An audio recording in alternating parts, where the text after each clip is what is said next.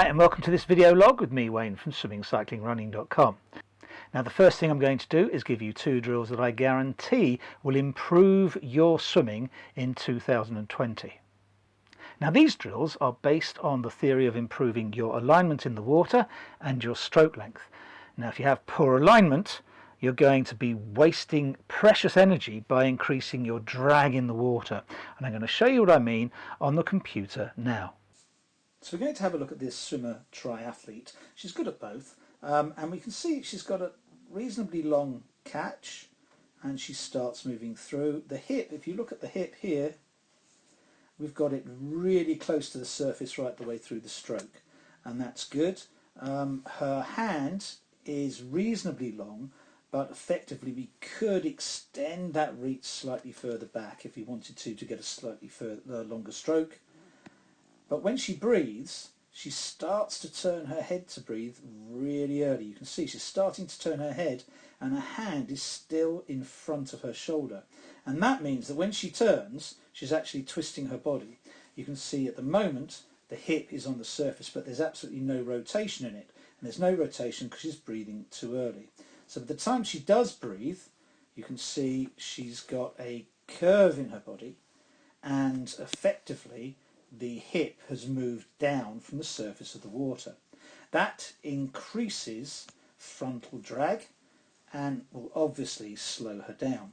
And we don't really want that. If we go back a little bit, we can see her hips are on the surface, and as she moves back, you can see those hips moves away from the surface and that curve develops in the body. So you can see increased drag doesn't really make sense. As soon as you increase drag, you're increasing the amount of work you have to do to get through the water. So we want to maintain very good alignment with the surface of the water if we possibly can. Another thing with that swimmer that you saw was a slightly short stroke. Now with a triathlete you might decide to do that in open water, but if you practice for the longest possible stroke and then shorten it, you actually have a valuable tool in your arsenal, in other words extending your stroke to increase your speed. If you don't have that in your arsenal, then you really only have stroke rate that you can change in order to increase your speed. Now both of these drills use this, your trusty kickboard. Now that's a much maligned thing for triathletes because they don't like to go up and down the pool kicking and kicking, and I agree with that. Now with these particular drills we're using the kickboard in different ways, and we're going to go to the computer to show you both right now. This drill is intended to balance you up and make sure that you are breathing just by turning your head. We have a kickboard placed under the arm, held in place effectively by the elbow. You're trying to press that elbow down. What you're not trying to do is grab it with your hand. You're trying to make sure that it's right against your body, and that is effectively holding it down. Now the kickboard is going to give you extra buoyancy, and that's going to give you confidence to turn your head and remain in that position and keep straight in the water. You can see here as the swimmer's going to breathe, they exhale with a really strong breath, turn and remain in that position, so their position hasn't moved and they don't drop the hips. In contrast, we have a slight cheat here. He's holding the kickboard with his hand, and so his hips are far further from the surface, and he's actually in that position as opposed to flat in the water. Remember, we want to stay as flat as we can in the water. We do not want to create any extra drag whatsoever. So when you see a girl coming into play in a second, you'll see absolutely flat in the water, kickboard held with the elbow, and when she wants to breathe, all she does is turn up and she remains in that beautiful position. There are two progressions of this drill. You can do it here with an arm out front, or here with your arm beside you. Start off with your arm beside you because that'll give you more confidence. When you put your arm out front, there's a tendency to push that hand down to actually lift the head out of the water. So try to stop that. But if you look at these two swimmers, we can see that hand stays absolutely still, although he is lifting his head up just a touch. And that swimmer stays absolutely flat in the water as she turns to breathe. And again, here we go with someone remaining absolutely still in the water as they turn up to breathe. Now you can breathe more than once, it doesn't really matter how many times, it's just getting used to remaining dead flat in the water as you kick along like that. It's interesting that when someone cheats with this drill, you tend to get the body dropping from the surface. And you see this swimmer is holding the kickboard with their hand. And you can see the feet now are right by the surface when the swimmer turns up to breathe. You can see those feet disappear from the surface. It's developing the confidence to actually hold that kickboard just with the elbow that actually gives you the confidence to remain in that lovely position on the water. And you can see the feet here completely gone from the surface. The second drill using the kickboard again is where we put the kickboard in between our legs, and with every stroke we actually reach behind us and touch the kickboard and then come forward. Now this swimmer's doing it really well. You can see that the leading arm extends forward, and that naturally happens when you do this particular drill. So it does also stop you crossing that centre line, which we don't want to do. I'm just going to slow this down so you can see it done in slow motion.